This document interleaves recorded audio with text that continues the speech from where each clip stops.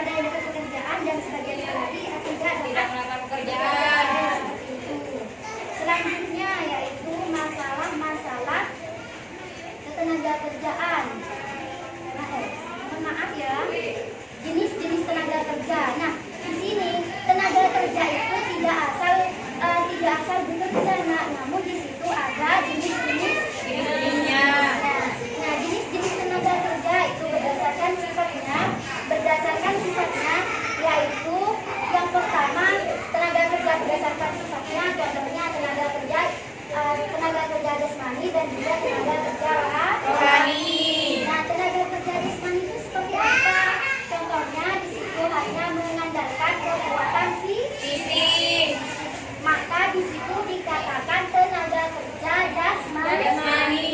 Sifatnya. Contohnya itu adalah supir truk ya sama. Nah, contohnya jadi kuli bangunan, berarti di situ tenaga kerja jasmani yang mengandalkan fisik. Oke, paham ya? Tenaga kerja rohani ini yang mengandalkan otak. Contohnya itu adalah seorang manajer. Contohnya lagi seorang apa lagi? Yang mengandalkan otak atau pikiran itu apa? Contohnya, ayo. Tadi Bayuni itu oke ya, psikolog ya sama, itu adalah tenaga kerja rohani.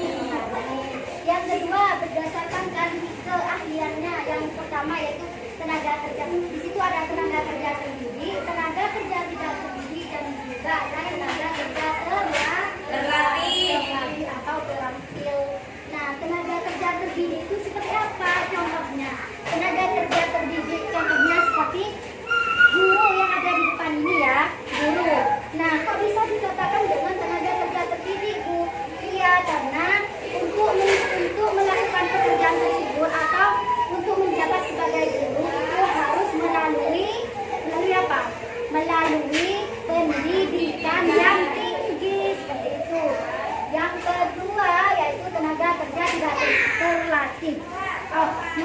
Tenaga kerja tidak terdidik. Tenaga kerja terdidik itu yang hanya mengandalkan otot, seperti itu. Contohnya kuli bangunan, terus juga kerja apa yang mengandalkan otot? Apa? Ya, seperti itu. Jadi guru angkut itu masuk ke tenaga kerja tidak terdidik. Nah, harus diingat ya. Yang ketiga yaitu tenaga kerja terlatih. Tenaga kerja terlatih. Nah, tenaga kerja terlatih itu untuk melakukan pekerjaan tersebut itu harus harus khusus, misal contohnya itu tukang jahit atau konveksi. Nah, di situ kan harus berlatih. Ada yang mau ditanyakan? Ayo, bagi yang mau bertanya siapa? Ayo, yang mau bertanya, Bayuni. Ayo, yang mau ditanyakan, Bayuni silakan. Punya pertanyaan ya? Kayaknya tadi Bayuni itu buat ibu terus, mungkin ada otak yang mau ditanyakan. Ayo, silakan ditanyakan, Ma. Ya.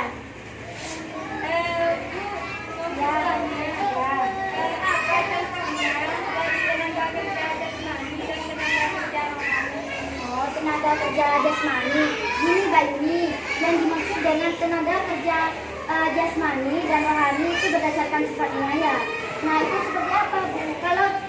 Kalau jasmani di sini kan jasmani, nah tubuh kita ya. Rohani batin kita. Jadi di situ apa contohnya, Bu? Contohnya yang jasmani di situ contohnya yang tadi kayak supir apa? Ya seperti itu. Nah, itu karena mengandalkan fisik. Berarti tubuh kita harus kuat. Nah, berarti itu dikatakan apa? Tenaga kerja jasmani itu menurut sifatnya. Yang rohani itu Bayuni. Yang rohani itu kalau rohani itu ada menggunakan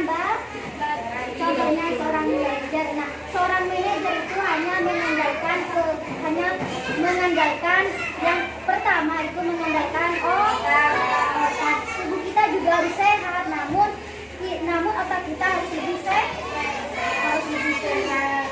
Ya. Sampai sini ada yang mau ditanyakan lagi? Ada yang mau ditanyakan lagi?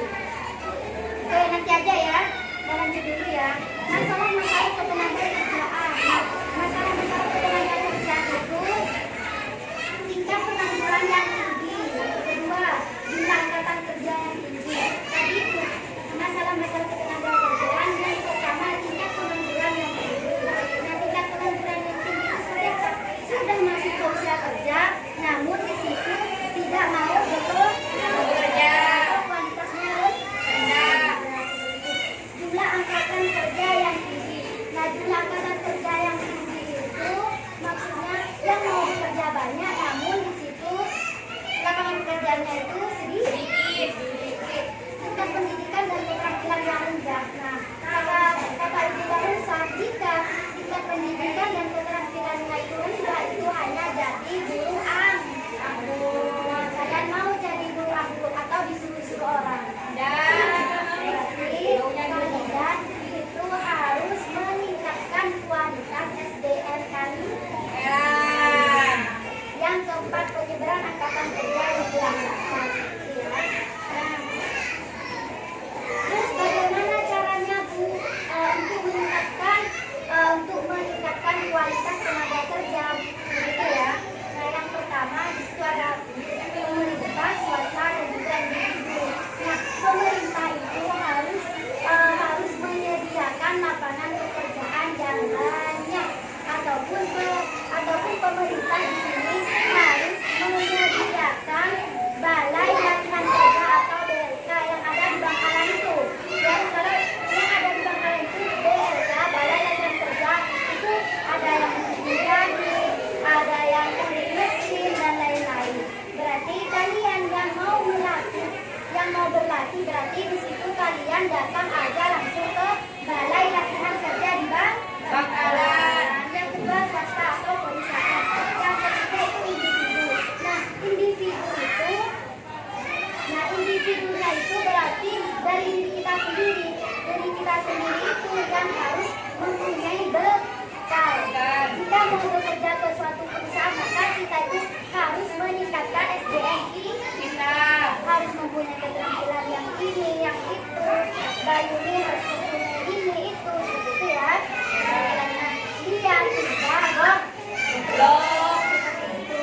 Anak sekarang, anak SMA kelas 11 ini harus cerdas, harus pintar. Jika lulus dari sekolah ini, kalian harus punya bekal. Oke. Nah, baik. Sekarang materinya sudah selesai. Nah, sekarang itu Ibu minta dari masing-masing, ini mau dibikin kelompokan, di sini ada 40 orang ya, 40 orang. Nah, di sini 20. Nah, jadi di sini di depan 40 orang, di 40 orang juga. Tolong diskusikan materi yang sekarang apa yang mau ditanyakan, silakan.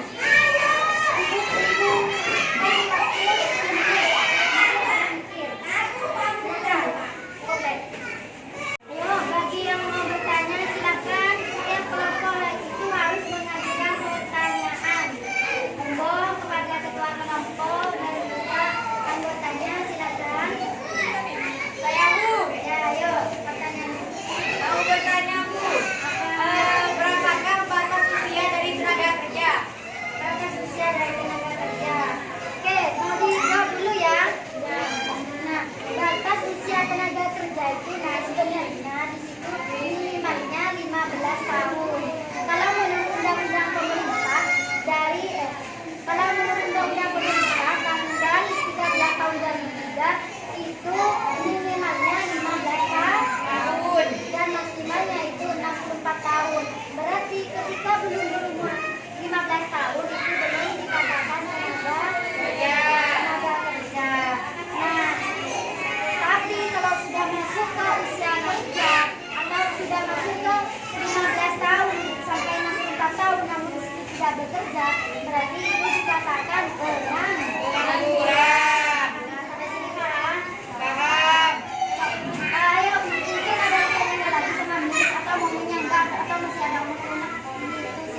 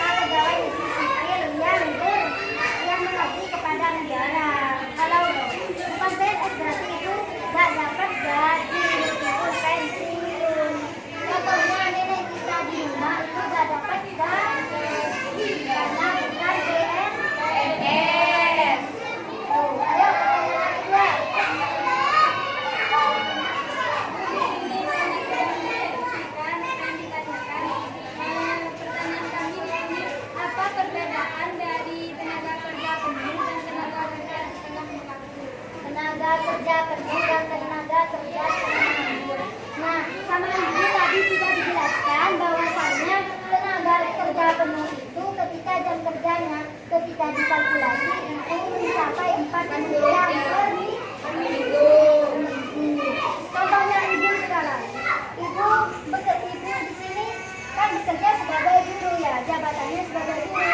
Namun jika di situ tidak masuk jam kerjanya, jika dikalkulasi dalam 1 minggu itu tidak mencapai 40 jam, berarti itu tidak masih dikatakan setengah menganggur seperti itu.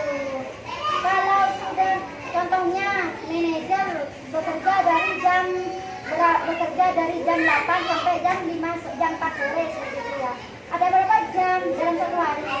8, 9, 10, 11, 12, 1, 2, 3, 4. Nah, jika dikali selama 1 minggu itu berapa? Dikalkulasi itu jadi berapa? Gitu. Nah, jika mencapai 40 jam berarti itu dikatakan tenaga kerja penuh. Dan juga sebaliknya, kalau tenaga kerja setengah menganggur itu jika dikalkulasi itu tidak mencapai 40 jam per minggu. Berarti kalau dokter itu tenaga penuh ya, Bu? Tenaga kerja penuh itu kalau jam kerjanya itu mencapai 40 jam per minggu. Ya, Bu.